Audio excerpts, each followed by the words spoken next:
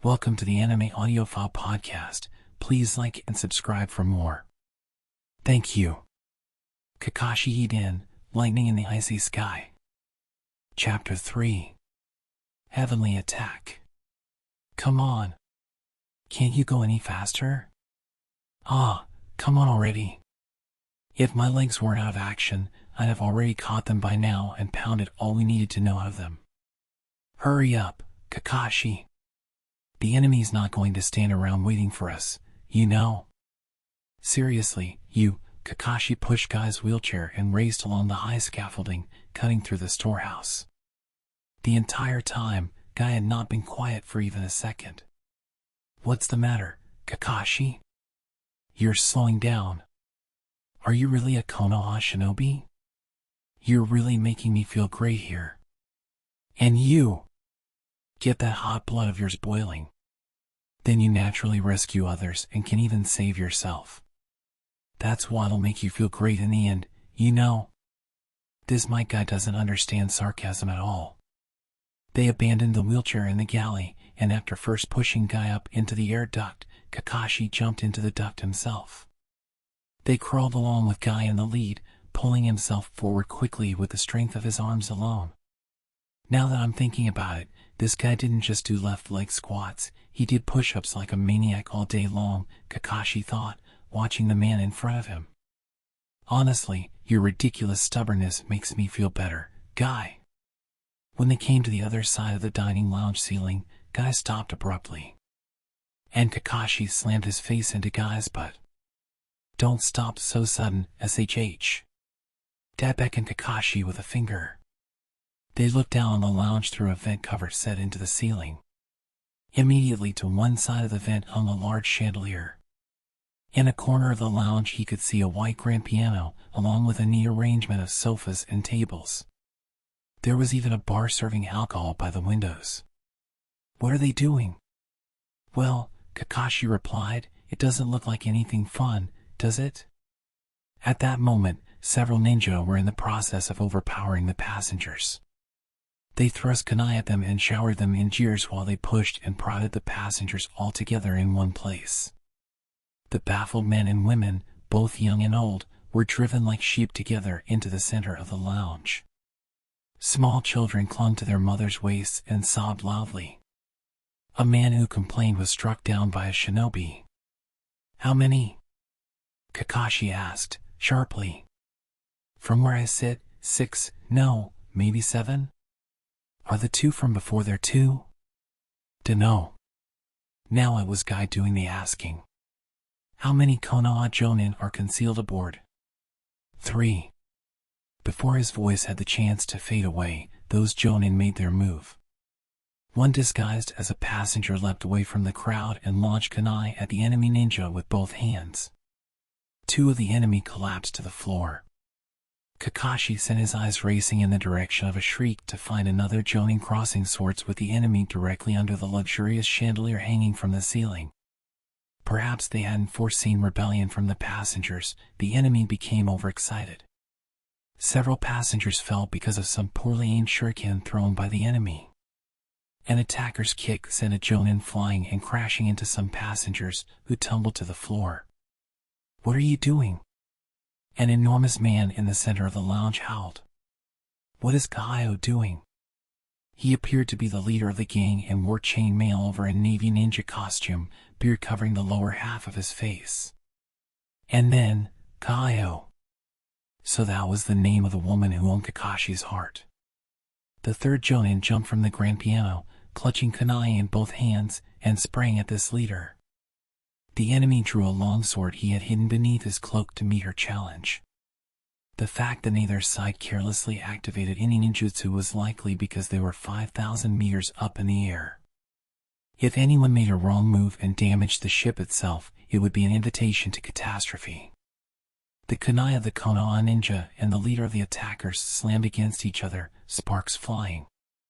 The other 2 Jonin were also facing off with enemies of their own. We gotta get in there and help, Kakashi. With that body, what do you intend? Never mind. Just hold on a minute. An unpleasant apprehension overwhelmed the urge he had to run in and support his fellow ninja. He soon understood why. Kaio. Just as Konoha had slipped their own in amongst the passengers, the enemy apparently still had a trump card to be played. This premonition of his was correct. The first sign of it appeared around Guy's mouth. The voice urging Kakashi on expelled white mist. His breath was white. At the same time as Kakashi noticed this, he felt the precipitous drop in the cabin temperature. Returning his eyes to the battle in the lounge, he saw the movements of his ninja allies had stopped. At first, he had no idea what was going on. The three Jonin also didn't seem to understand what was happening. They twisted their upper bodies desperately, but their lower halves didn't move an inch, almost as if they had been frozen solid. Kakashi soon realized this was no metaphor. His compatriots were really frozen. The thin ice snapped and crackled as it crawled upward on their bodies like a living creature. It quickly reached the tops of their heads, sealing the Jonin in ice. What the? Guy flapped his mouth open and closed, and the breath that came out was no longer white. What's going on? And enemies mixed in with the passengers too. Kakashi felt the temperature rising on his skin.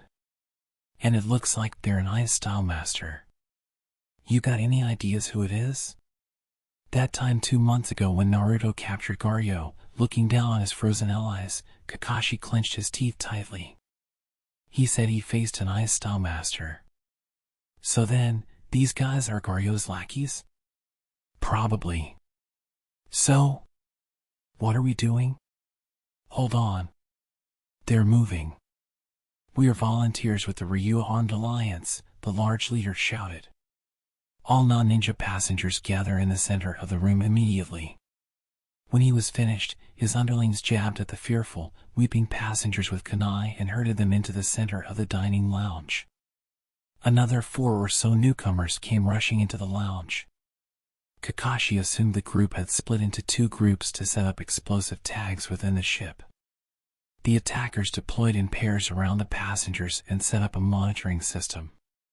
Our demand is the immediate release of Lord Garyo, unjustly imprisoned at Hozuki Castle. The leader roared thunderously. If our demand is not met by precisely noon today, we will execute a passenger every 10 minutes. Shrieks rose up from amongst the passengers. We know that Konoha serves as escort for this sightseeing tour. And we are well aware of the abilities of Uzumaki Naruto. If Konoha should attempt to use Uzumaki Naruto to regain control of this situation, you will be forever scorned as the village that abandoned these hostages to their deaths. Kakashi and Guy exchanged looks. We have already set up explosive tags in several places on this ship. If any one of us confirms the presence of Uzumaki Naruto, even if we falsely confirm the presence of a bird that resembles Uzumaki Naruto, Tobishakimaru will explode in the sky and fall to earth as nothing but flaming cinders. By noon, 30 minutes left. Chapter 4. Message received. At 11:35 a.m., a letter attached to an arrow was shot into the wall of the Konoha Hokage office. The demand on it was identical to the one the passengers on the Tobishakimaru had been forced to listen to 5 minutes earlier. The letter also clarified exactly how the attackers had snuck onto the ship. In the Hokage office, Tsunade immediately moved to get confirmation of the situation. She contacted the Land of Waves with the wireless that had been introduced after the 4th Great Ninja War and asked them to investigate the area noted in the letter. There, 12 people were found stripped naked, hands and feet bound, the people originally invited to ride on the Tobishakimaru. They had been locked up in a small hut quite close to the plaza where the sightseeing flight ceremony had been held. By the time all of this had been sorted out, they were down to 20 minutes before noon. In other words, the letter is not a joke, Tsunade announced to Shikamaru at Hozuki Castle after having Shizen align the frequencies. Damn it! What are we supposed to do here? Are we going to release Garyo? Shikamaru asked forcefully over the wireless. I don't know anything about this armed alliance or whatever it is, but if you give in to the demands of guys like this once, more people trying the same trick will come out of the woodwork. Then what do you propose we do about the lives of the 57 passengers on board?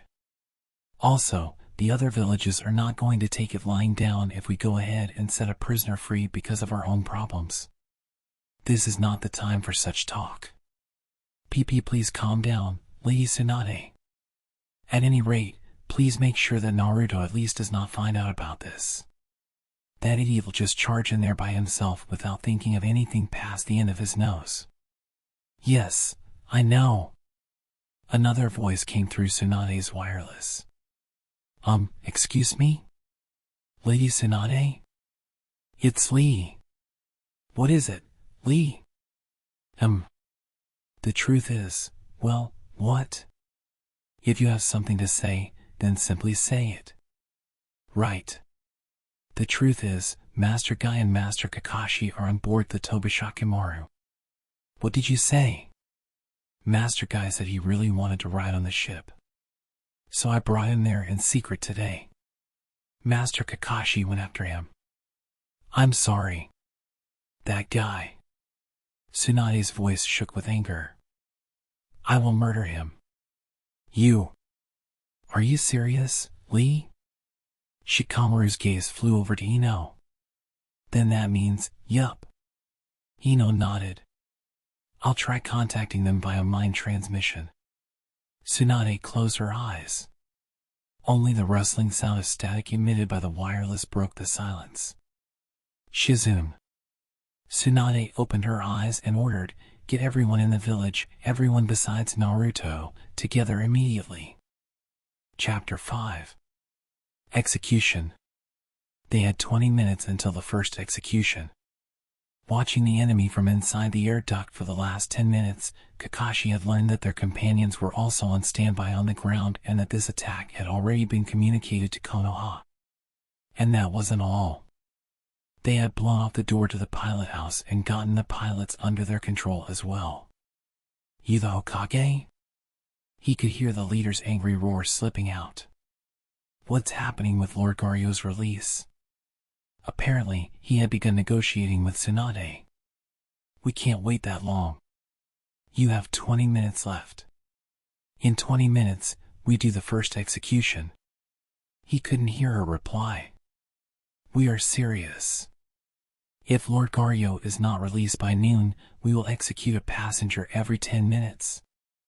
After this angry shout, the leader came out of the pilot house and spoke to the passengers. You heard what I said. Whether you live or die is on the head of Konoha. A shiver raced through the group of passengers shrunk in and huddled together. What are we going to do, Kakashi? Guy whispered sharply. We bundle this, and they'll blow up the ship. We need to lower the ship's altitude somehow.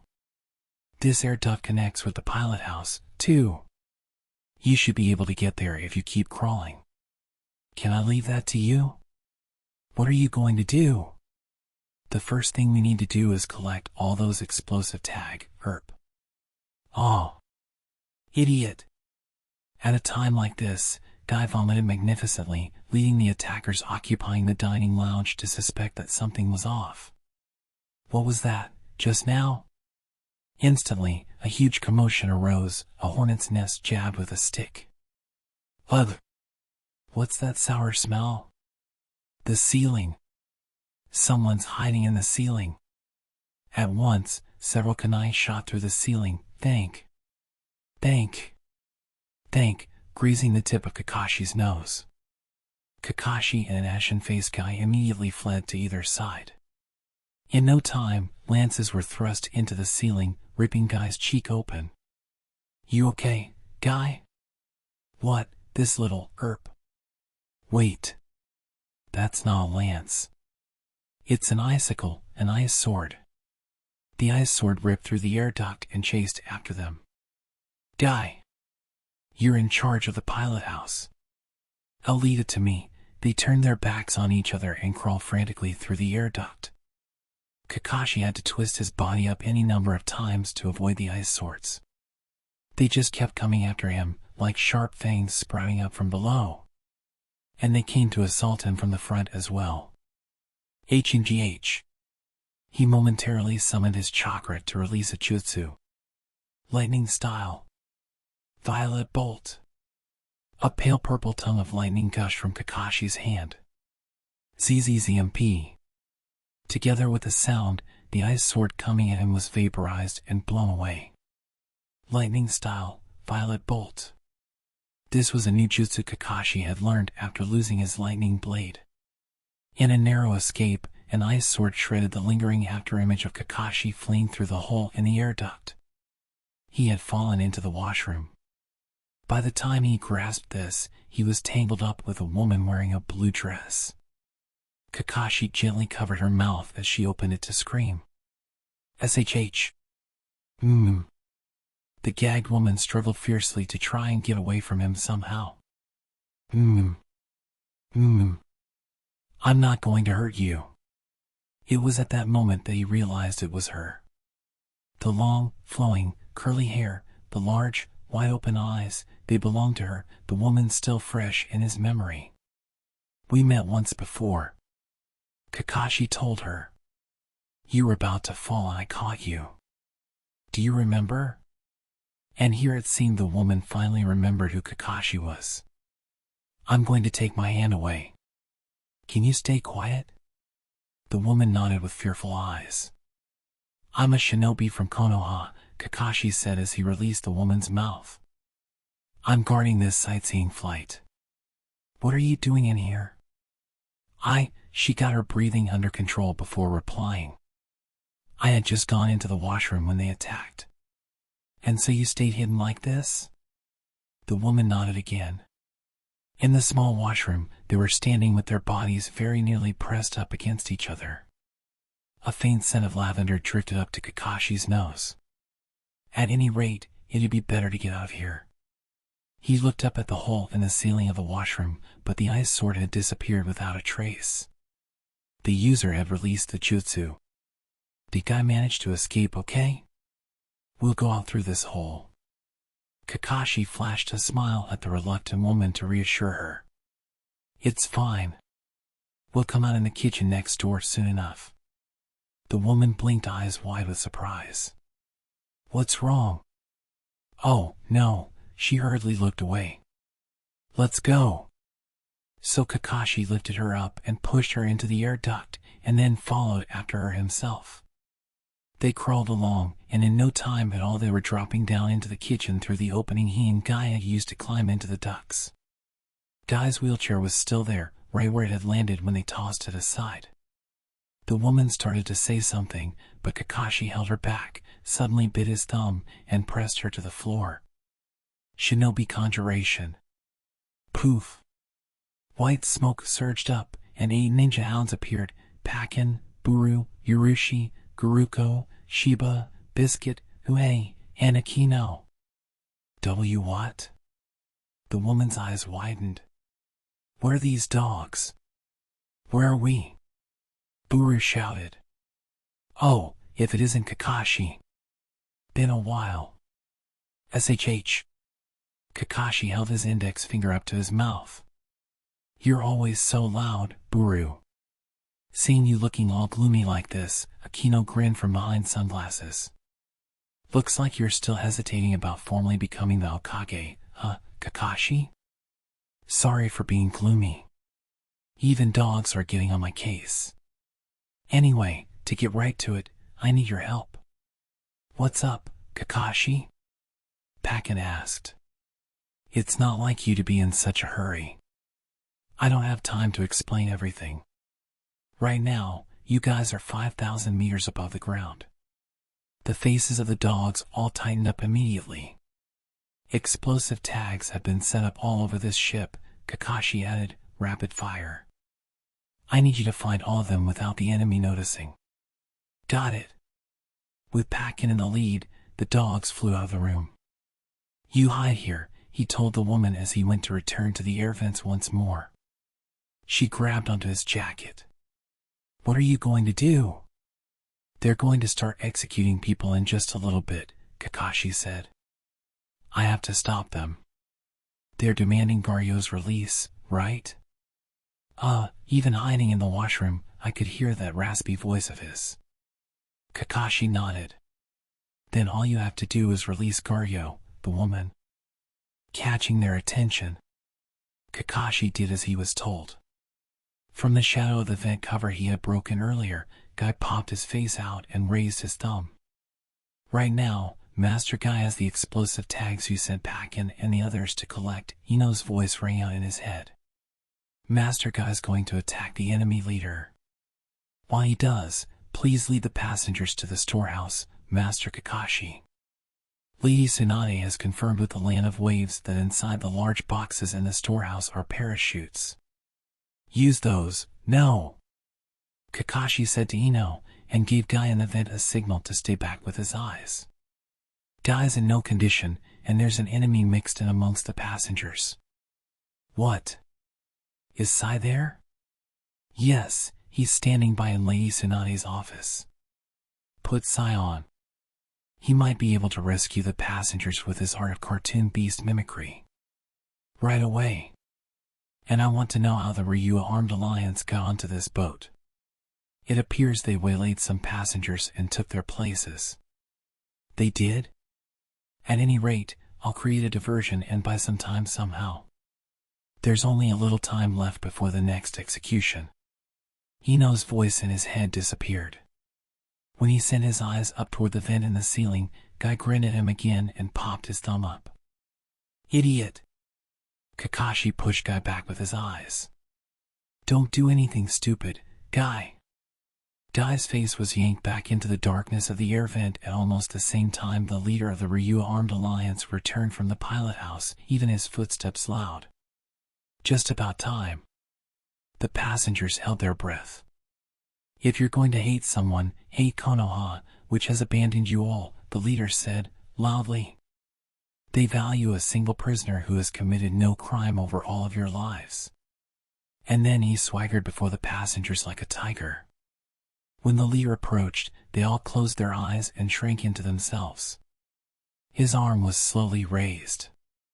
Such a pity, but next is you, boom. An explosion thundering out from the rear of the ship drowned out the rest of his words. The ship listed heavily, and the passengers tumbled to the floor, screaming. The attackers also lost their balance and were forced to grab onto something for support. Piercing alarm bells began ringing. What? The leader cried. What just happened? Fire in the stern, a ninja shouted as she came running in from the pilot house. It looks like someone blew up the drive area. Did Guy do that? Kakashi's eyes darted back and forth. He was sure Guy had used the explosive tags Pack and collected. You still have friends here? The leader approached like an angry demon and grabbed hold of Kakashi by the hair. What exactly did they do? No idea. Kakashi glared coolly at his opponent. But don't you think you'd better hurry up and put the fire out? HNNNGH, the buoyant air bladder, is right above the engine area. If you dawdle here, it'll all go boom, you know. But it was Kakashi who was thrown into confusion seeing the look that rose up on his opponent's face. All impatience and anger disappeared from that face. In fact, it took on an almost relaxed look, as if he were enjoying the situation. An intense unease raced up Kakashi's spine. When the alarms stopped, the passengers timidly got back up. The fire's been put out. The ninja who went to check on the situation returned and announced. 2 of the propellers were knocked out, but there's no damage to the air bladder area. The hole opened up by the explosion's already been repaired. We should have no trouble continuing on our course.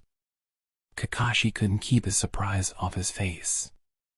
There's no way, it's just too fast, that's what that look says. The leader looked at Kakashi in his frozen eyes and laughed with what sounded like real pleasure. We anticipated Konoha ninja infiltrating this ship. Did you think we had not prepared for the eventuality? Kaio, huh? The sneer disappeared from his opponent's face. Is that your trump card? Kakashi asked. I know she's an ice-style user. It was probably her ice that put out the fire and blocked up the hole from the explosion. Impressive. So you figured out that much, hmm? Before discovering your trump card, I felt a little awkward about showing you our cards, but his enemy looked at him carefully. But I guess that won't do, Kakashi said, and turned his eyes to the ceiling. Look! Up there! Reflected in his enemy's eyes as he looked up was Guy, already falling toward him through the air, axe kick readied. Well, he did work out even on rainy and windy days, after all. Kakashi took in the figure of Guy, who had thrown himself into his training after he was released from the hospital. Annoyed with his right leg, which wouldn't move like he wanted it to, Guy howled over and over in a place where no one could see him. He cried tears of bitter regret so many times. But he never quit his training. Whenever Lee was with him, he smiled that nice guy smile and popped a thumb up. See, Lee? A leg's just one part of the body, Guy would declare resolutely. You can't let your other parts, which are all healthy, go along with a bad leg. In particular, you can't let this sort of thing lead your spirit astray. Even if your right leg's no good, you've got your left. And if your left's bad too, well, you still have two arms. I underestimated you a little, Guy. Enter the Leaf's noble gentleman. Whump. Guy's axe kick exploded onto the crown of the enemy's head and shook the ship itself. The power behind it was intense, enough to rip a large hole in the floor. If there hadn't been space beneath the floorboards for the pipes, the enemy's body would likely have been plunged through the bottom of the ship and knocked out into the sky. In the darkness below the floor, the cut electrical wires shot off crackling sparks. Sorry to keep you waiting, Kakashi. Guy. Oh. Oh, whoa. A dense fog of debris rose up. And all you passengers.